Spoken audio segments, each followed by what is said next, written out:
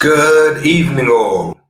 Greetings from quarantined Britain, because this country has now been put into quarantine by the rest of Europe so far. We'll see what other countries come on board because of the new strain of the coronavirus that's prevalent in the UK.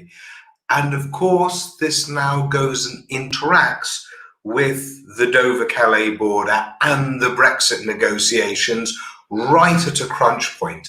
And guess what? This government never saw it coming, according to all the reports. This is absolutely nuts. I mean, this is complete incompetence to the next level here. So yesterday, when Boris Johnson held that conference with Whitty and with Valence, then there was a feeling when he started saying the new strain, that he was just using that as an excuse because, of course, he'd messed up and he didn't want to go back on his plans about, we won't cancel Christmas. That's what Keir Starmer wants to do, Yabu sucks and all the rest.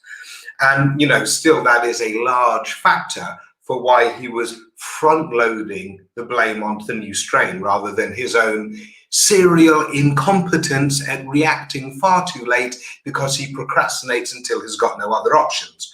But anyway, the fact that those three came out together showed that they were all, aligned. This was new policy. And when the data started being put up by, I think it was Sir Patrick Vallance who presented the data, it did look alarming. And since then, I've talked with lots of other colleagues that have said, yes, it does look like, because of the genomic features of this, well, the actual protein features of this and how it binds more tightly to the ACE2 receptors and all the rest, as well as the epidemiology of it in the UK, that this strain really does look to be a lot more mobile than others. But here's the thing. If you then go and announce to not just the nation, but the world, that you've got a new strain in your country, which is hypermobile to a degree whereby you're clearly spooked, and the prevalence of that is 50% to 60% in London, the southeast, and the east of England, how do you think the other countries are going to react? As soon as that news conference finished, I was tweeting out, you do realize, guys, that if we've got a new strain that has started in the UK, which is hypermobile, the first thing that other countries are going to do is shut down Brits coming into those countries, because not only are we a danger because we've got a high incidence of it, they do not want those strains existing in their countries. And even though there's a chance that those strains could be there at the moment, because it hasn't been confirmed in lots of places, the last thing you want to do is take a risk and actually import it. So after that conference call finished, I started ringing up colleagues in public health and health saying, what do we know about this new strain in terms of its prevalence elsewhere in Europe? Would they be justified in shutting out Brits or doing extra testing at the borders or what have you? Because if that's the case, then the next thing to look at is Calais. Because also we're in Brexit negotiations, then what the French could do is start demanding testing everyone who comes in at that border, and truck drivers and the lot. And that could slow down processes. Of course, it can be a double and a cover for putting pressure on Brexit, but that's the kind of thing they could do. Lo and behold, look at what's happening. We are now being put in quarantine by the rest of the countries around us because not only do we have this strain, we were hyper alarmist about it ourselves. And then, of course, with the Brexit deal that our government badly want and need, because they know that this route, the Dover-Calais route, which Dominic Raab so eloquently identified as being important to our supply, is also the supply chain by which we get the vaccine that we have been rolling out in our country, because it was invented in the EU and is being manufactured in the EU and driven to us from Belgium. And so we need a Brexit deal with a temporary extension that actually means that none of that is choked up over the winter.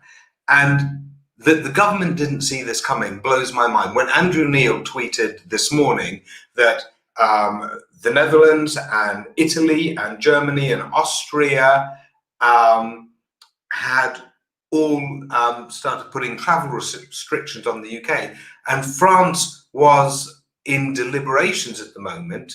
Why wasn't France jumping in with the rest? Because they knew the extra significance of if they put restrictions on it at the moment. And of course, they understand there's some political play as well.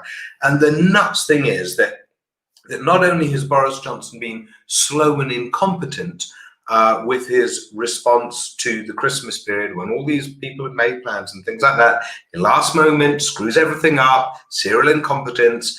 But with regard to a Brexit deal, we didn't ask for an extension back in June. We thought we could wide boy styles it before that time. Now we actually did have a deal on the plate about a week ago, by my understanding. Everything was pretty much ready to go. The understandings about the level playing field is that it could be sort of mutual punishment with a slower time and sort of independent arbitration on it. That was all ready to go, but then the UK wanted to keep haggling about fish, as far as I understand. And if that is the case, that we had a deal that we could have sealed, and we were sitting on that potential to seal a deal that would have then had that buffering zone in the transition, and we decided to go and do some more haggling, whilst we knew that we had a much more not virulent, but transmissible strain of coronavirus that would spook the countries around. Like, why the hell are we going to be pushing our luck and haggling for extra fucking haddock when we are just days away from being quarantined for very justifiable reasons?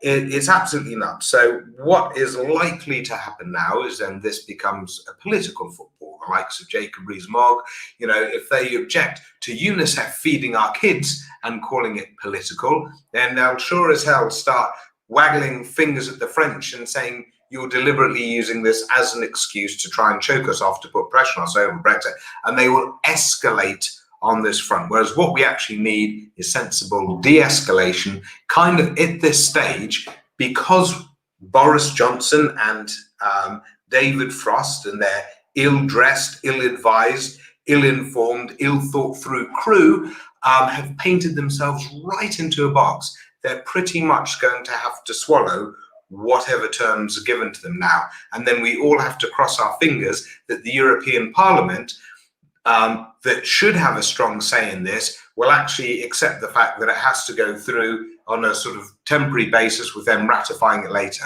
We've got to cross our fingers on all of that. But if it's a no deal, then that is serious betrayal of the nation. It's serious mismanagement. Boris Johnson should go on that.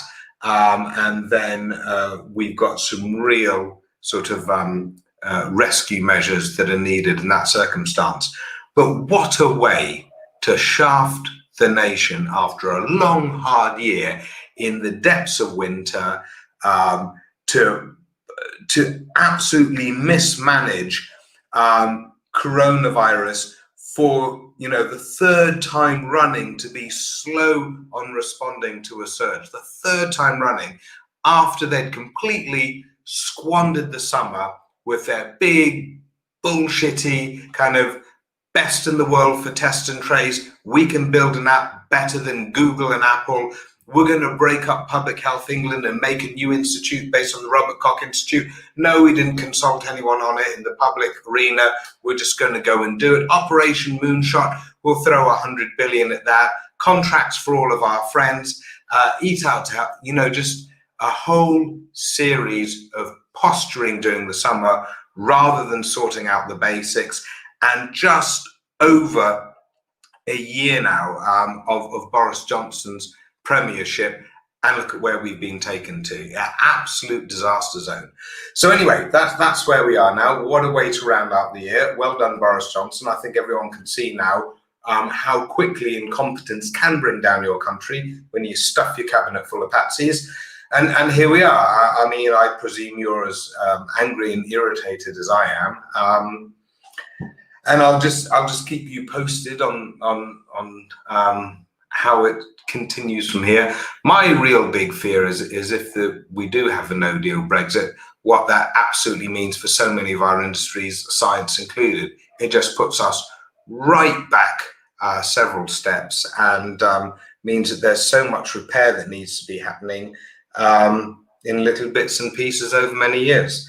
Anyway, we will be around for many years, so find Scientists for EU on Patreon and make sure you're supporting us on a monthly basis so that we can continue our work. And pop your questions in the feeds now, and I'll come along and answer them.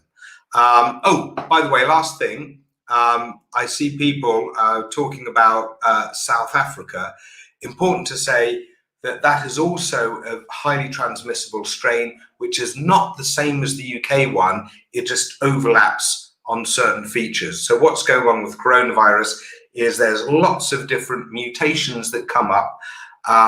Some of them you see in various different places on the actual virus itself and spread around the world. But then with this particular strain in the UK, there's about 14 distinctive mutations that have all clustered together, and I won't go into the origins of how that's come about, but basically the more you let this virus spread around the world, the more chance there are for different types of mutations and strains to develop, which makes it very much harder to deal with. All right, cheers, thank you very much. Pop your questions in there and I'll address them on the keyboard.